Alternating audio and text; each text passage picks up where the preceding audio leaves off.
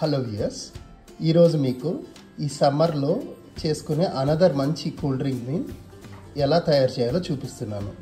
కర్బూజా జ్యూస్ ఎలా తయారు చేయాలో చూద్దాం. దీనికి ముందుగా కావాల్సిన పదార్థాలు: చక్కగా తరిగిన కర్బూజా, పంచదార, పాలు, ఇంకా డ్రై ఫ్రూట్స్.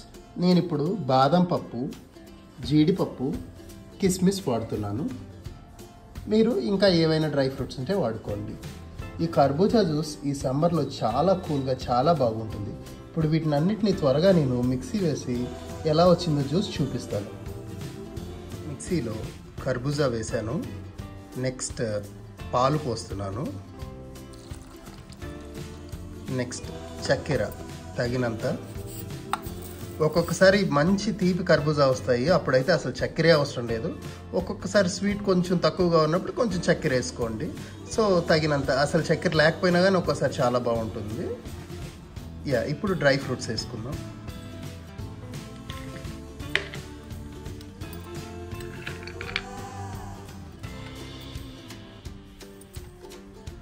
ఈ డ్రై ఫ్రూట్స్ జ్యూస్లో వేసుకొని మళ్ళీ గార్నిష్కి కూడా ఈ డ్రై ఫ్రూట్స్ వాడుకున్నామంటే అప్పుడు ఇంకా టేస్ట్గా ఉంటుంది. మామూలుగా గార్నిష్కే వాడతారు, జ్యూస్లో కూడా వేయండి, టేస్ట్ ఇంకా చాలా బాగుంటుంది. అన్ని ఇంగ్రీడియంట్స్ మిక్సీలో వేసుకున్నాను. జ్యూస్ చాలా టేస్టీగా వచ్చింది. మీకు చూపిస్తున్నాను చూడండి. డ్రై ఫ్రూట్స్తో చక్కగా గార్నిష్ చేసుకున్నాను.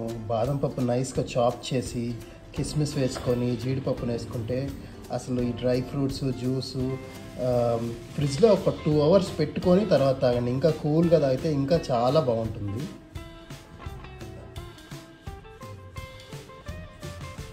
ఒకవేళ ఈ జ్యూస్ని వెంటనే సర్వ్ చేయాలనుకున్నప్పుడు మిక్సీలో వేసేటప్పుడే ఐస్ క్యూబ్స్ కూడా అందులోనే వేసేసేయండి. చల్లగా జ్యూస్ ఉంటుంది, చాలా టేస్టీగా వస్తుంది. అంటే ఇంకా ఫ్రిడ్జ్లో టైం వేస్ట్ చేయాల్సిన అవసరం లేదు. అంటే ఇమీడియట్ సర్వ్ చేయాలన్నప్పుడు ఇలా ట్రై చేయండి. యమ్మీ యమ్మీ కర్బూజా జ్యూస్ రెడీ అయిపోయింది. ఎంజాయ్ చేయండి. Thank you. Have a cool summer.